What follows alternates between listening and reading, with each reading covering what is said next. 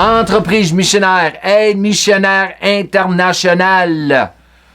Article la plus récente encore. Aujourd'hui, le titre de l'enseignement pour notre chaîne YouTube, ça va s'appeler « Le diable, le péché et l'athéisme ». L'athéisme. Atheism. OK. OK, le premier ici, le meilleur conseil que vous puissiez donner à un pécheur est de l'avertir de l'existence de l'enfer et de lui indiquer comment l'éviter. Il faut dire comment éviter. Dis pas seulement sur l'enfer, mais comment éviter l'enfer. L'amour avertit. Oui, l'amour. Quand tu aimes quelqu'un, tu avertis quelqu'un d'un danger. Quelques années avant ma conversion, un camarade de classe qui s'était converti m'a dit que j'irais en enfer si je ne naissais pas de nouveau. Il me l'a répété à 2 reprises. Bien sûr, je ne me suis pas moqué de lui, non, mais je ne l'ai pas pris au sérieux. Ah. Quelques années plus tard, j'ai été radicalement converti par la conviction de péché. Ma mère m'a alors confié qu'elle priait pour moi depuis 16 ans. 16 ans!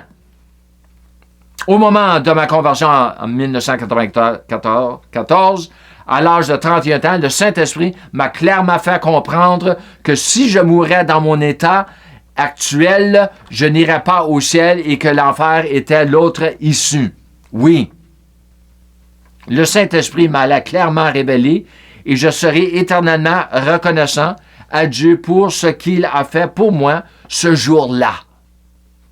Vous avez mentionné l'amour de prochain et de ses ennemis. Oui, il y a beaucoup ils disent que Jésus parle beaucoup sur l'amour. Ne parlez pas de l'enfer, mais parlez sur l'amour. Jésus a parlé beaucoup de choses. Beaucoup de choses. Jésus a parlé qu'il faut être né de nouveau pour rentrer dans le royaume de Dieu. Mais quand on te dit du reste de la Bible, qu'en est-il du reste du Nouveau Testament? À moins de retenir qu'il arrange, ce qu'il a malheureusement le cas dans l'Église, il faut savoir, sont vraiment doués pour l'écoute sélective.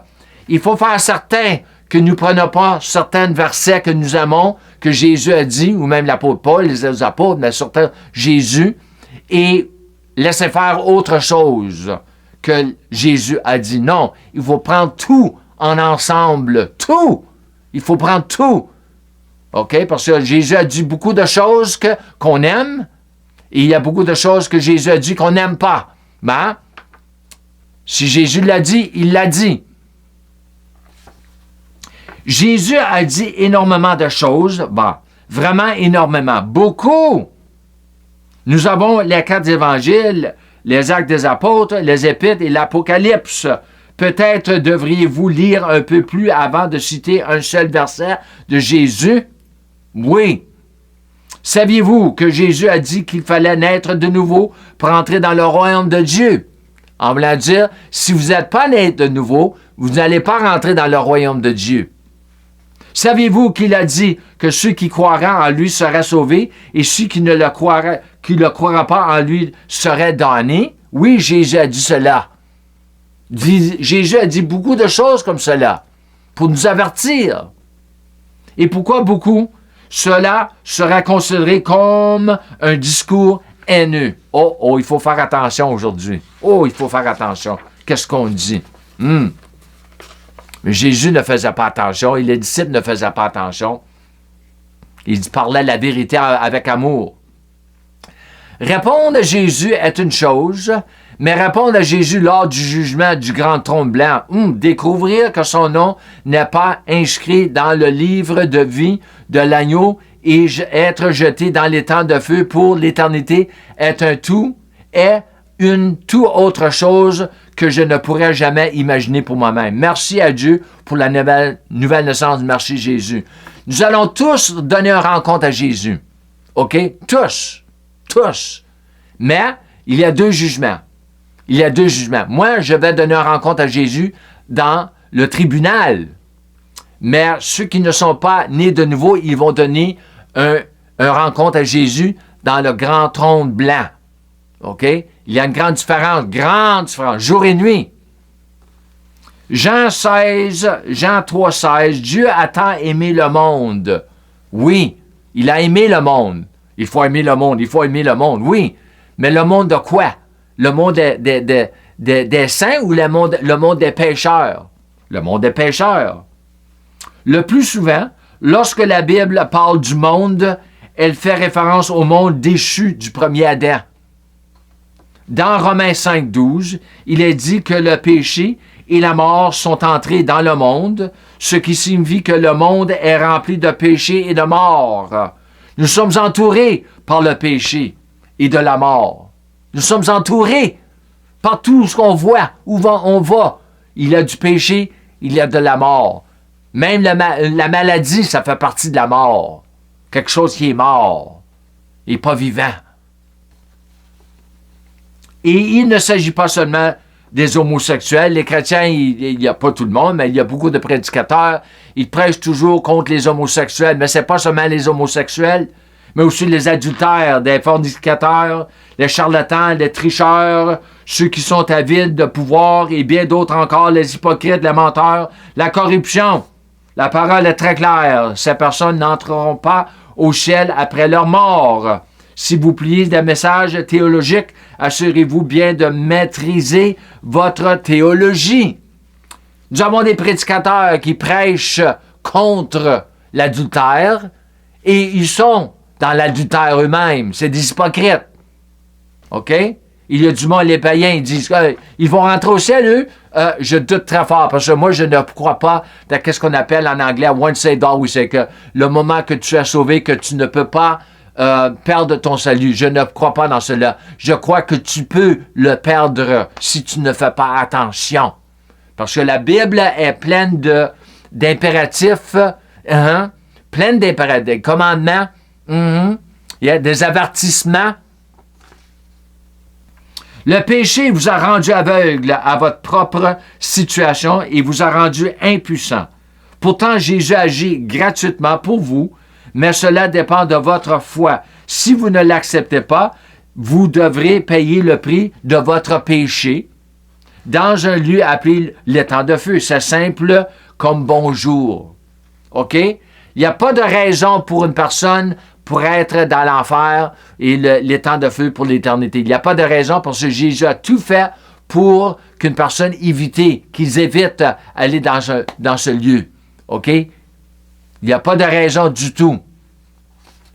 Oui, Dieu, avec un 2D minuscule. Il y a beaucoup de païens, des athées sur le social media.